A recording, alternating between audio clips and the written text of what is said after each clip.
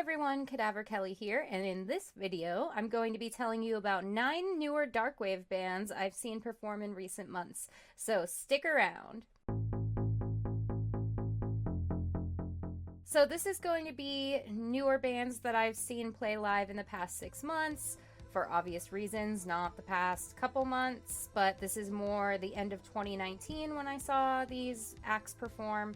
I will include footage I captured at the shows. All of them were in vlogs, but not everyone watches those, so this is a good way to aggregate them and tell you a little bit more about the bands. This is not all of the bands I've seen in the past 6 months, but they are the ones that would fall under the Darkwave umbrella, or at least the newer artists that have come out in the past few years.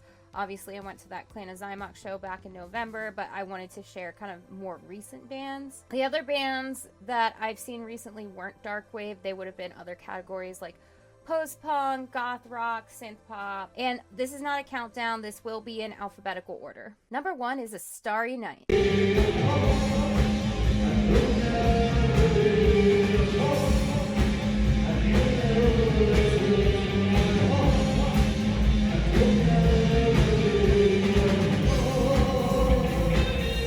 I got to see Starry Night when I went down to Absolution Fest back in October. They put on a great performance, and I'm very excited that I'll get to see them again at Absolution Fest this year, assuming it doesn't get canceled, fingers crossed. Astari Nite is based in Miami. They are that style that Obscura Undead has named Gothwave, which is dark wave with more of a post-punk basis in the rock elements. Number 2 is Bootblacks.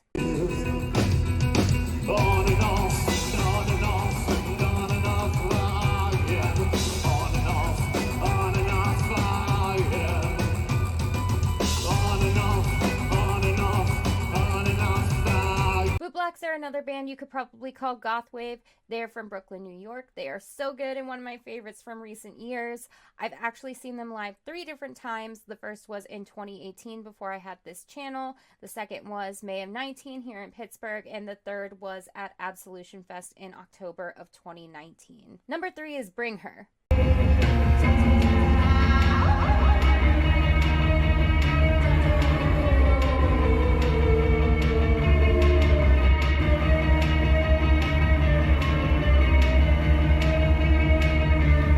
Bring Her is a local band for me. It's a duo, Nadine and Marcus. They are here in Pittsburgh. I saw them play in December of 2019, and we'll hopefully see them again sometime soon. They did originally have a show scheduled for this month, but with everything that's happening in the world right now, you know, a lot of shows and stuff are getting canceled. I got to meet them briefly after the show in December, and they were very nice. They have a really interesting style that they have dubbed Sorrow Wave. Number 4 is Creux Lies.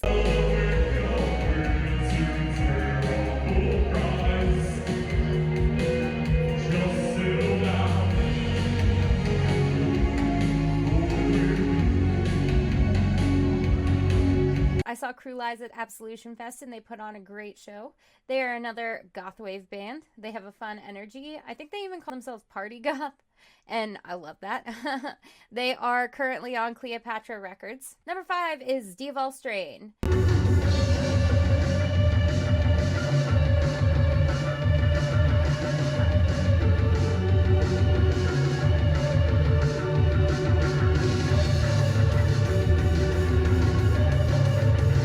They are a 2-woman duo from Chile, and I got to see them here in Pittsburgh back in October. Actually, I think that show was like 2 days after we got back from Absolution Fest. So we saw so many bands that week. It was awesome. They don't play synth in the live show. They use a machine for that, but they have a really interesting style. I got to talk with them after the show, and they were very nice. Number 6 is Panik Priest.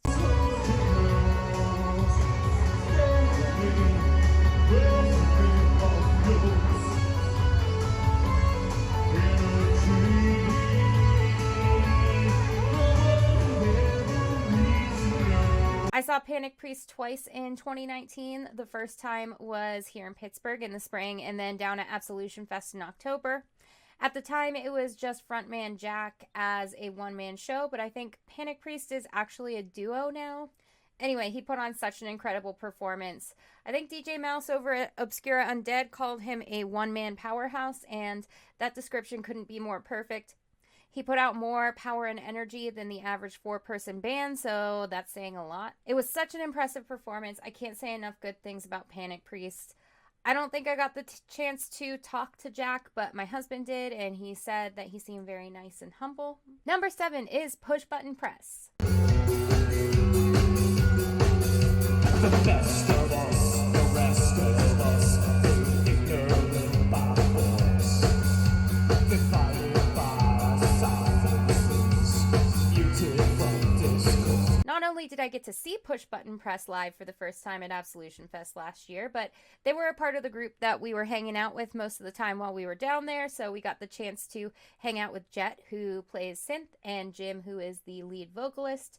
We do keep in touch with them, and I'm sure we'll get to hang out some more when we're back down there. These guys are awesome, and they have a really interesting sort of goth wave sound. Number 8 is Skeleton Hands.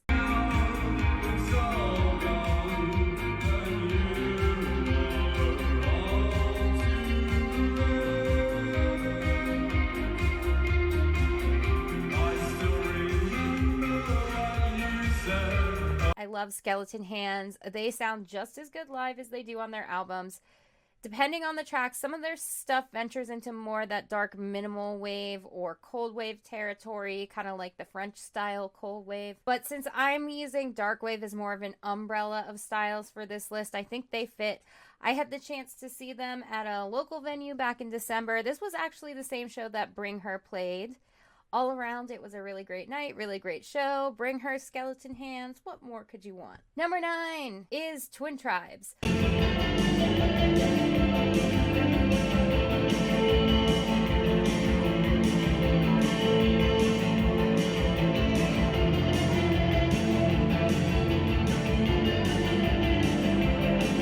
I got to see Twin Tribes down at Absolution Fest, and their performance was really incredible. This is another post-punk based dark wave sort of goth wave band. I reviewed their latest album on this channel, so I will link that in the description. The album was called Ceremony, and of course I will link the Bandcamp pages for these bands in the description as well.